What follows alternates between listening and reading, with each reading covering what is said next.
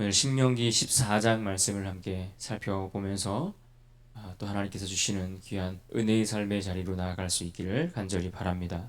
우리 신명기 14장을 보고 있는데요. 12장부터 신명기 26장까지의 내용을 흔히 신명기 법전이다 이렇게 칭하여 부르곤 합니다.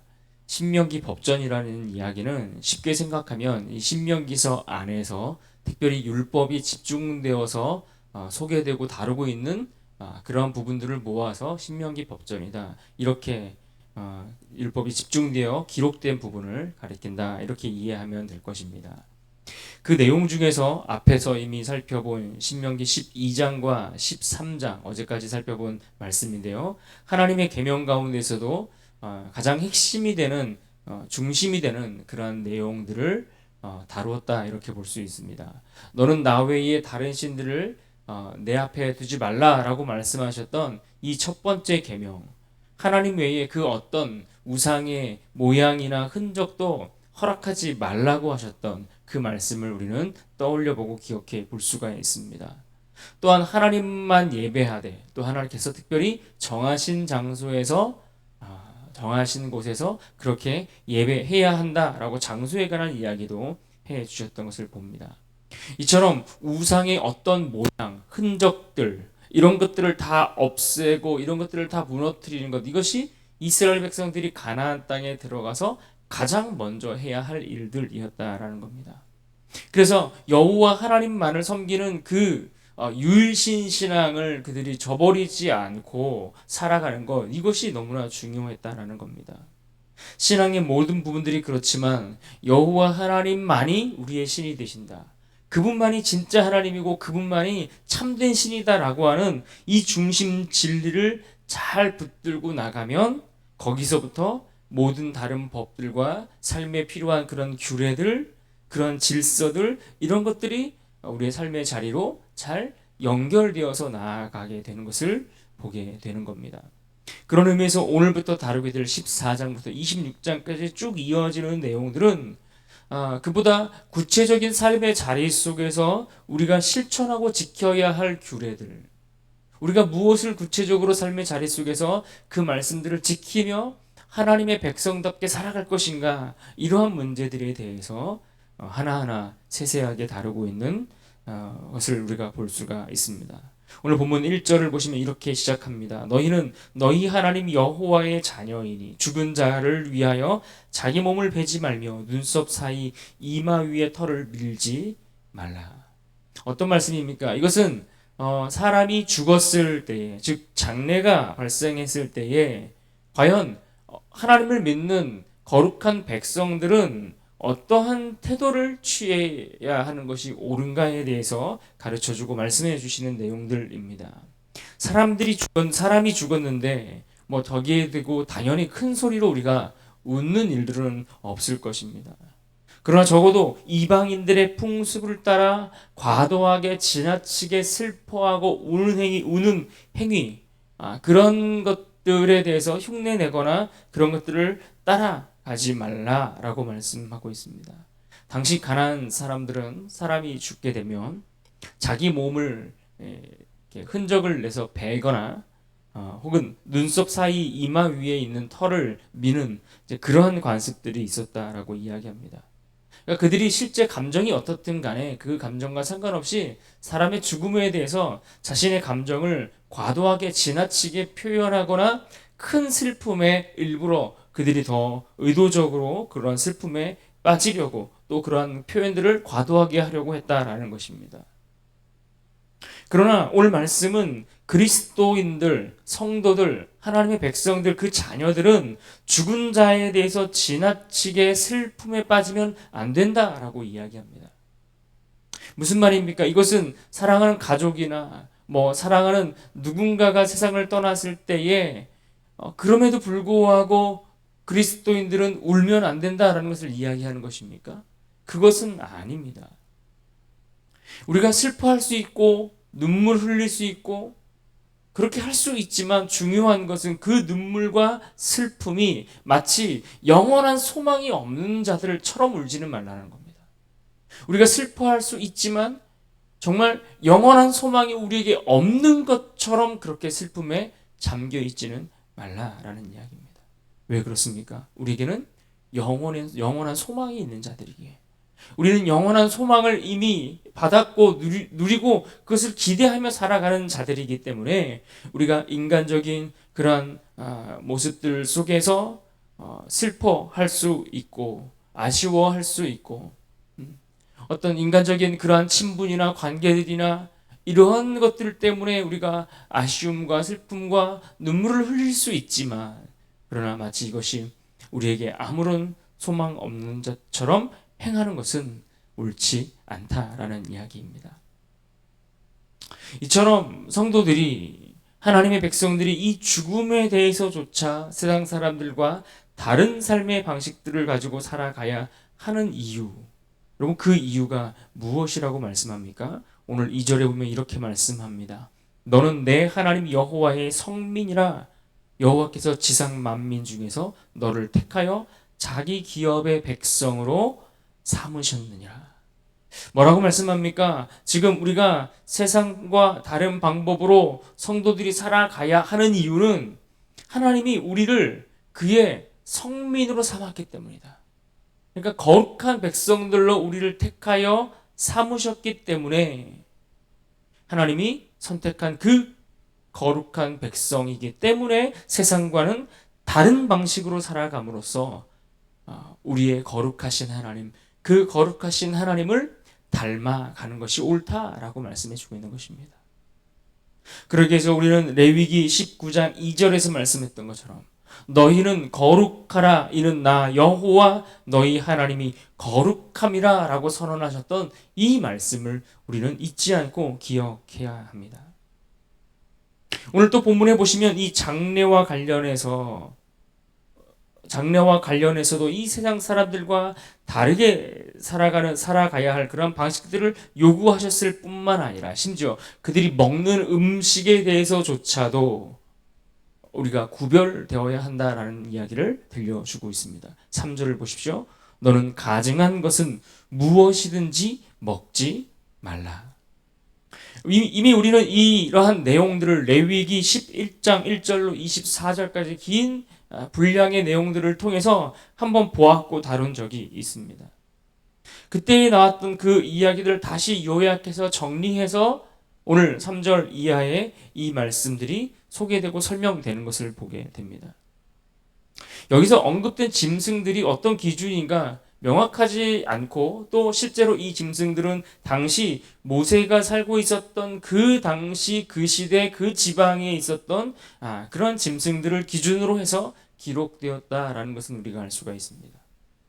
왜 어떤 기준으로 적용되었는지는 명확히 알기 어렵지만, 중요한 것은 음식을 먹는 문제조차도 세상 사람들이 먹는 것과는 달라야 된다, 구별되어야 된다, 그들의 풍습을 따르지 않아야 한다라는 부분에 초점이 있음을 우리는 기억해야 합니다.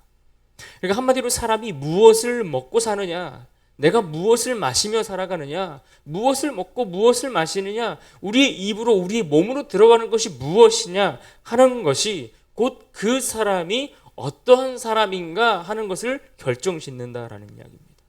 우리가 누구를 따르고 있는 사람들인지, 우리가 누구를 쫓아 살아가는 사람들인지, 우리가 무엇을 어떻게 하며 살아가는 존재인지에 대해서 우리의 몸으로 우리의 입으로 들어가는 그 음식들이 또한 그것을 결정한다라고 말씀해 주고 있습니다. 하나님은 택하신 백성을 성민이라고 말씀하셨는데, 그 이유는 하나님이 그들 가운데 함께 계시기 때문입니다. 하나님은 그 백성들을 택하시고 그들과 함께하지 않고 동떨어져서 그 먼 곳에 계시는 분이 아니라, 택하신 그 백성들 가운데 함께 거하시고 그들과 동행하시기를 원하시는 하나님이십니다. 그래서 신약 시대에는 우리의 몸을 가리켜 너희 몸은 하나님이 거하실 거룩한 성전인 것을 알지 못하느냐라고 이야기하지 않습니까? 그러니까 우리의 몸을 거룩한 하나님이 거하실 거룩한 몸으로서 구별됨이 있어야 한다라는 이야기입니다. 그래서 우리의 몸을 구별하는 그 시작은 이와 같이 부정한 음식을 먹지 아니하고 정한 음식들을 구별하여 먹는 것, 이것이 바로 우리의 몸을 구별하는 시작이 될 수 있다. 이것을 말씀해 주고 있습니다. 물론 특히 이러한 내용들이 신약에 와서 그대로 지켜지고 있는가? 그렇지 않은 부분들이 있고 문자적인 규례들은 분명 철폐된 부분들이 있습니다. 그러나 하나님 앞에서 이 구별된 삶의 태도와 자세는 오히려 더 높은 차원의 거룩한 삶을 살아가기 위해 힘쓰고 애써야 할 것들에 대해서 요구하는 것을 우리는 볼 수가 있습니다. 또 오늘 본문에 보시면 이스라엘을 가나안 땅에서 구별하게 만드는 것이 또 하나 있다라고 소개하고 있는데, 그것은 바로 그들이 하나님 앞에 드리는 11조라고 이야기합니다. 22절과 23절을 보십시오. 너는 마땅히 매년 토지 소산의 11조를 드릴 것이며 내 하나님 여호와 앞 곧 여호와께서 그의 이름을 두시려고 택하신 곳에서 내 곡식과 포도주와 기름의 11조를 먹으며 또 내 소와 양의 처음 난 것을 먹고 내 하나님 여호와 경외하기를 항상 배울 것이니라. 그들이 수확한 농작물, 그들이 열심히 일해서 수확한 그 농작물에 대한 11조, 이 11조는 바로 11조라는 이 제도에 대한 기본적인 원칙입니다. 내가 거둬들인 그 수확물들의 10분의 1을 하나님 앞에 드릴 것이 가장 기본적인 원칙입니다. 그래서 그 소산의 11조를 가지고 성전에 가서 제물로 드리고 가족들과 함께 즐거이 먹어야 한다, 이렇게 말씀하고 있습니다. 그런데 그것조차도 아무 데서나 먹는 것이 아니라 정한 장소에서 먹도록 하신 말씀들을 보게 됩니다. 무엇입니까? 이것은 이 땅의 주인이 하나님인 것을 고백하는 겁니다. 하나님이 땅을 우리에게 기업으로 선물로 주셨다라고 말씀드리지 않았습니까? 그러니까 하나님이 주신 선물로 주신 그 땅에서 우리가 열심히 수고하고 애를 써서 수확물을 거둬들이는데 그 땅의 주인이 하나님이신 것을 인정하고, 그러므로 그 땅에서 나는 모든 수확물 또한 하나님이 주인 되신다라는 것을 인정하고 고백하는 우리의 신앙 고백적 행위가 바로 11조다, 이렇게 이야기할 수 있는 겁니다.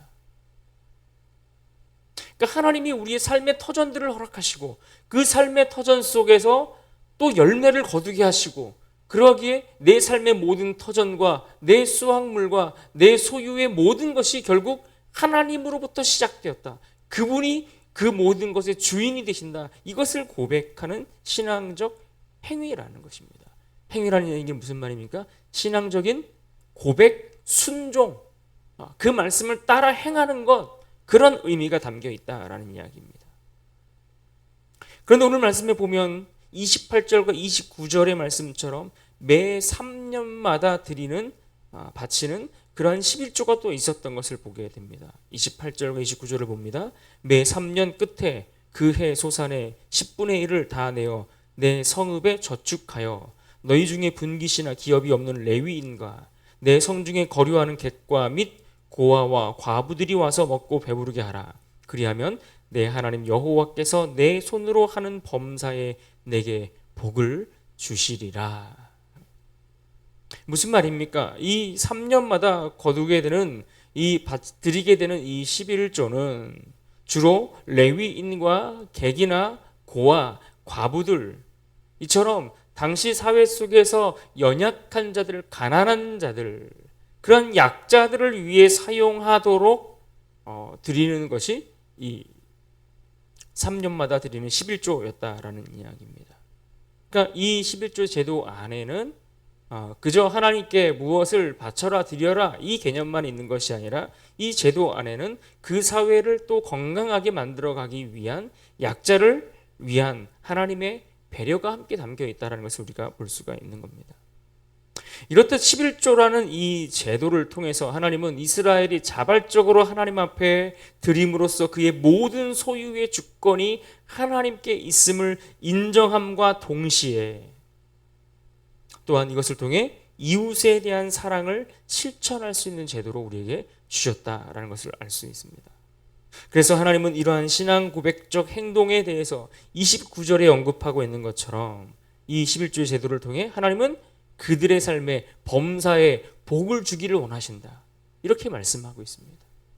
하나님 것을 하나님께 마땅히 돌려드리고 그것을 인정하고 고백하는데 하나님은 오히려 그것을 통해 우리의 삶을 더 복되게 하시겠다 이렇게 약속해 주고 계시다는 겁니다. 그러나 이스라엘의 역사를 실제로 들여다보면 이들은 그와 같은 일들에 있어서 제대로 하나님 앞에 이 11조의 제도를 온전히 지키지 못했던 것을 우리가 보게 됩니다. 그들의 신앙이 무너지면서 특별히 11조 제도의 온전한 정신도 함께 지켜지지 못했던 것을 보게 됩니다. 바리새인들의 어떤 율법주의적인 그러한 정신 속에서 나왔던 철저히 율법을 지키는 차원에서의 어떤 11조 정신, 이것들에 대해서 예수님이 무엇을 강조하셨습니까? 그들이 행위로서만 드리는 그 11조를 드리는 그들의 행위에 대해서 예수님은 하나님의 사랑과 공의가 실천되는 것이 너무나 중요하다라는 말씀을 강조해 주셨던 것을 우리가 생각해 볼 수 있습니다. 그래서 예수님의 말씀을 생각해 보면 더 이 당시 시대 속에서 들어졌던 그 11조에 대해서 그들이 지켜야 할 어떤 본질적인 그 11조의 의미가 무엇인지를 생각하고 그것을 지키는 것이 중요하다는 것을 강조하셨던 것을 봅니다. 마태복음 23장 23절에 이렇게 말씀합니다. 화 있을진저 외식하는 서기관들과 바리새인들이여 너희가 박하와 회양과 근체의 11조는 드리되 율법에 더 중한 바 정의와 긍휼과 믿음은 버렸도다. 그러나 이것도 행하고 저것도 버리지 말아야 할지니라. 그러니까 지금 당시 서기관들과 바리새인들은 더 많은 11조들의 그런 내용들을 11조 이렇게 여러 가지 항목들을 만들어서 이것저것에 대한 그런 항목들을 만들어서 10의 1조가 아닌 10의 2조, 10의 3조를 드리면서 지켰지만 그러나 그 11조 안에 담겨져 있는 정의와 긍휼과 믿음의 그러한 본질과 내용들에 대해서는 그들이 저버렸다라고 지적하고 있는 겁니다. 그래서 말씀이 명령하고 있는 그 행위뿐만 아니라 그것에 담겨 있는 본질, 이 두 가지를 함께 버리지 말아야 된다라고 말씀하고 있습니다. 그래서 사도 바울이 고린도 교회를 향해서 했던 이 말씀을 우리가 기억해 볼 필요가 있습니다. 고린도전서 9장 7절 말씀입니다. 각각 그 마음에 정한 대로 할 것이요 인색함이나 억지로 하지 말지니 하나님은 즐겨내는 자를 사랑하시느니라. 그러니까 하나님은 우리가 형식대로 딱 맞춰서 억지로 예물을 드리는 것보다 더 중요한 것은 그가 그 예물을 드릴 때 어떠한 마음으로 어떠한 중심을 가지고 드리는가, 이것을 주목해 보신다라는 겁니다. 그래서 즐겨이 마땅히 당연히 하나님의 것을 하나님 앞에 드리는 그 즐겨이 드리는 마음을 하나님 기뻐하신다라는 이야기입니다. 그러니까 하나님은 여전히 우리가 가진 모든 소유와 그 물질에 대해서 오늘날도 동일하게 그 주권과 소유권이 하나님께 있음을 인정하고 고백할 것을 우리에게 요구하신 것을 볼 수가 있는 겁니다. 그리고 우리의 그러한 신앙 고백적 행위를 통해서 하나님 또한 우리에게 복 주기를 원하신다, 즐겨내는 자를 사랑하신다, 이렇게 말씀하는 것을 봅니다. 그렇다면 오늘 우리는 우리가 가진 이 물질에 대해서 이 물질을 어떻게 어디에 쓰고 있는가, 사용하고 있는가, 이런 질문을 던져봐야 합니다. 정말 우리의 가진 소유를 내 것이라고 주장하지 아니하고 하나님의 소유가 됨을 인정하고 있는 그러한 태도를 가지고 우리에게 허락하신 모든 소유를 사용하고 있는가 하는 겁니다. 또 그것을 하나님 앞에 드릴 때 우리는 어떠한 마음으로 드리고 있습니까? 하나님은 마치 가난한 자처럼 하나님이 그것을 받지 않으시면 뭔가 부족하신 것처럼 우리가 그렇게 하나님을 대하고 그런 마음으로 드리고 있는 것은 아닌가 하는 겁니다. 오늘 말씀은 이스라엘이 가나안 땅에 들어가서 그 세상 가운데 살아갈 때에 어떻게 삶의 자리 속에서 하나님이 택한 성민, 거룩한 백성답게 살아갈 것인가에 대해서 말씀해 주셨습니다. 그러기 위해서 그들에게는 죽음에 대한 올바른 태도가 필요함을 말씀해 주셨습니다. 또 우리의 몸에 먹고 마시는 그 음식에 대해서조차도 구별되어야 한다라고 말씀해 주셨습니다. 심지어 우리가 수고하여 얻게 되는 그 열매와 모든 소유에 대해서도 구별되어 하나님 앞에 드려짐이 있고 하나님 앞에 하나님의 것을 인정하는 그러한 모습으로 살아가기를 기대하신다라고 말씀하고 있습니다. 그러므로 오늘 우리가 이 하루를 살아갈 때에 주신 말씀들을 기억하면서 특별히 2절에서 우리에게 말씀하셨던 것처럼 그 말씀을 붙들고 우리가 승리하는 하루가 되기를 원합니다. 2절을 같이 한번 우리 한 목소리로 읽어봅니다. 2절입니다. 시작. 너는 내 하나님 여호와의 성민이라. 여호와께서 지상 만민 중에서 너를 택하여 자기 기업의 백성으로 삼으셨느니라. 아멘. 우리를 택하여 자기 기업의 백성으로 삼아 거룩한 자녀라 칭하시는 그 하나님을 오늘도 붙들고 우리의 삶의 모든 영역 속에서 세상의 풍습을 따르지 않고 그들과 구별된 삶으로 승리하는 복된 하루가 될 수 있기를 주님의 이름으로 축원합니다.